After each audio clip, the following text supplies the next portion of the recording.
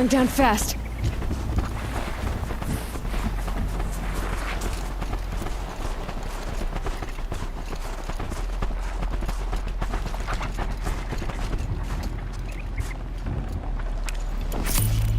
Friends and lovers, welcome to the Jimpressions for Horizon Zero Dawn: The Frozen Wilds. This is the expansion DLC pack that is out today. I got a copy of it from Sony. Sony are always... They want you to be very clear about the disclosure, which I always respect, but they make a huge deal about it. So, I got this from Sony, okay? So, I got this advanced. I've beaten the campaign of it, and it's more Horizon. We're going to show off some new weapons. We're going to show off some of the new monsters, so spoilers ahead. First of all, we're going to show you the... basically, it's a stick that shoots lightning. That'll be the first weapon on show here after stealth goes out the window on this bandit camp. And here's the new weapon there. You've got to... It does more damage the longer you hold down the fire button, but if you hold it down too much and overcharge it, then you will take damage. It's a whole pain in the arse. But it's a fun weapon to use, especially against enemies that are easily stunned, because you can basically shoot them once or twice, get them in a stun lock, and then hit them with a finisher, as we see here. Critical hit, end of that one.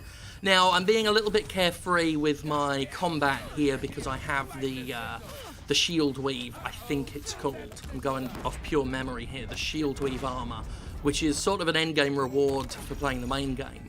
That's one of the issues with this expansion, is it does give you new costumes for Aloy, but nothing beats this. Nothing beats doubling your health meter by basically having that shield that takes a health meter's worth of free damage for you. Obviously, I'm being way too careless here, but it does let you be somewhat carefree with the combat. And some of the stuff that you get in this game, there is an outfit that you can earn that gives you regenerating health, but regenerating health pales in comparison to, again, double your health meter. All of those free hits that shield takes for you, and that you just got to wait for it to recharge, which it's doing right now. Here I am, not really playing the game with any degree of finesse, because finesse went out the window. Plus I last played this back when it first came out, which, if I recall correctly, was February. So I spent most of the expansion trying to get used to the way the game played again, especially after playing Assassin's Creed Origins and Shadow of War, where you can basically climb up anything. If it's got a vertical surface, you can climb up it.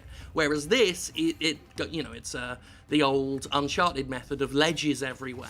So it took me ages to stop trying to climb up any rock surface. Anyway, going to show you another weapon now. Instead of lightning, this one does fire. It's a flamethrower / fireball thrower. There's another one that does ice, which I didn't get any footage for, but it's basically the same as this, except it's cold instead of hot. You can use this to do short-range flamethrower-y stuff, or longer-range fireballs. Very fun. All of these weapons, these new ones in Frozen Wild, seem based around those three main elements and being able to inflict element-based status damage very, very quickly. This one caught fire rather swiftly, as big as he is.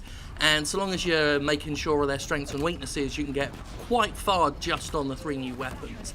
None of them really particularly stealthy. If you're a stealth player, this is more about just getting in there and just causing a ruckus.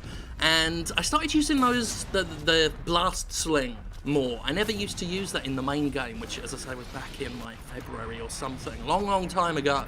Though I haven't forgotten it for my potential Game of the Year honours, because I really, really love the hell out of it. But with the Frozen Wilds especially, the enemies are so much more aggressive, and this is still one of those games where if you're spotted by one thing, suddenly everyone knows where you are. That's always been a problem I've had with certain stealth games. And just because of the aggression factor and just how tough the enemies seem to be in this one. They're more like Al Pacino in Scarface. Having the blast sling doing a great deal of explosive damage has helped me out a fair bit. So, whereas before I was very much into using the bow and arrow stuff, I've kind of transitioned away from that to a lot more of the explosive stuff. I say as I switched to the bow and arrow, which still has its uses, but before I had 3 different types of bow equipped, and now my main loadout has Definitely the electroshocky stick, which is great. Only has one fire mode, but it's never not useful. I do keep a bow and arrow around for stuff, but the blast sling and then the fourth slot I just keep open for whatever tickles my fancy at that particular moment. But as far as the expansion itself goes, it's more or less more Horizon, but obviously geared toward higher level play. The main storyline's pretty cool. It doesn't do a great deal it's not high on revelation, but it helps the world building a fair bit and sheds just a little bit more light on some of the game's backstory. One issue I do have with the game's story though, and this isn't exclusive to Horizon, this is true of any game that does this, is Horizon doesn't have any post-game. There's no endgame content. When you beat the final mission, it reloads the save just before you start the final mission. Now, it does have a New Game Plus, but I wasn't doing any New Game Plus stuff at the time I did the expansion, so the file I used was the one where I'd already beaten the game and was then tossed back to before the end. And it's a little bit weird playing an expansion in a game that does that, in a game that you've seen the ending of already, when it brings back characters that you've already seen things about that intimate that you shouldn't be trusting that character. Stuff like that that to me is an example of what some would call that ludonarrative dissonance, because I'm thinking, well, I already know how this ends, but the main character doesn't yet because of time loops. It's the only way you can kind of rectify it in your head, is that something went screwy with time because video games. Now this, I'm drinking while I'm talking, that's very professional. This is a new enemy, and this is actually footage I recorded before all of the other stuff you've seen, because it was just the best fight I had with one of these, at least from a video perspective and showing off what the creature is. It's basically a gorilla, a robot gorilla, and attacking it with regular arrows and stuff the old way is like chopping down a giant redwood with a herring. But it's fun to fight. It's not as massive and impressive as a Thunderjaw, but it sprays little ice cubes at you, which is cute, and it's nicely designed, and trying to go at it with a bow and an arrow is a pain in the ass, and that's one of the reasons why I decided to try the blast sling for once and never looked back. I'm very much a fan of it now. Now, we exploded a thing on it. If you've played Horizon, you know how that stuff works. Certain enemies have weak points on them that when they blow, they shower the enemy with whatever element that weak point was housing. It's normally some sort of weapon. It's responsible for generating something in the robot. In this case, we hit its ice thing. That's the official technical term for it. But as you can see, without the new weapons and everything to give me an edge, fighting this the first time round was just horrific. Just a long-ass slog. But it was fun. It was tense and everything. Subsequent fights with them were quicker because I had the newer weapons and I was more used to their tricks. Plus, I'd worked out the tower thing. You'll see there's something behind the gorilla that's buffing it. Every now and then it'll release some sort of pulse, and that gives the enemies a healing factor, I believe, and you can't take stuff over with it. If you try and control an enemy, like turn it to your side, it'll undo that. So I've cottoned on by this point, and so I'm going over there to deal with it. You do get, luckily with this game, is once you start trying to take these things over, even if you're out of stealth, if you've been spotted, you're given often just enough time, as we see here, to override it.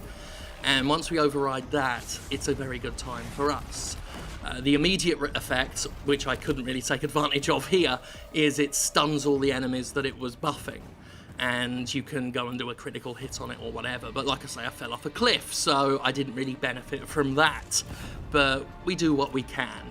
One thing I forgot, though, until I started playing it again, was just how full of loot boxes the game is. And yeah, I know, boo-hoo, your life's so tough, some of you have to hear me talk about loot boxes sometimes. That was a nasty fall. But it doesn't have microtransactions in it. So they are actually rewards, and the game is generous with them. It doesn't make you grind for them. Merchants sell tons of them, and they often have just like quick resources inside. There's sometimes a chance for goods, weapon or gear modifications, stuff like that. And yeah, this is where loot boxes are fun, because it's a sort of random chance of getting something cool or not, without the real world money attached, without the actual gambling portion. So this was before 2017 really became the year of the loot box, and it's kind of odd just seeing it in here as a freebie, whereas another publisher would have taken this game and made you, obviously pay out the wazoo for them. Yeah, that was the first and last time I ever let one of those things do that to me. Now, whenever I see it open its arms up for a Scooby-Doo grab, I get out of dodge quick, because that move is not fun. I forgot just how long this first fight took. Like I say, fighting subsequent ones, and there are parts in the game later where you fight more than one of these at once, go a lot quicker than this. This first one, I think they deliberately, before you get any of the new gear that can really better deal with them, they really do treat this like a full-on boss fight, and what a boss!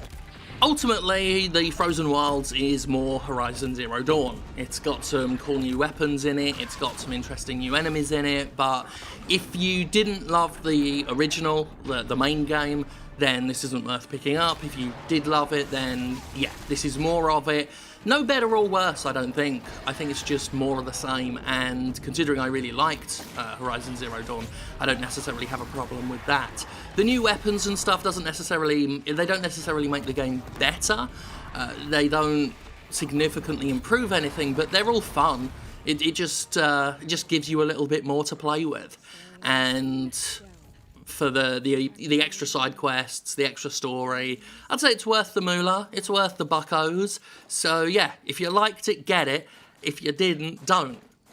That's a really useless bit of consumer advice. It's a good job these aren't here to help you buy things, because I'd suck at that. It's good. The game is, not me sucking at stuff.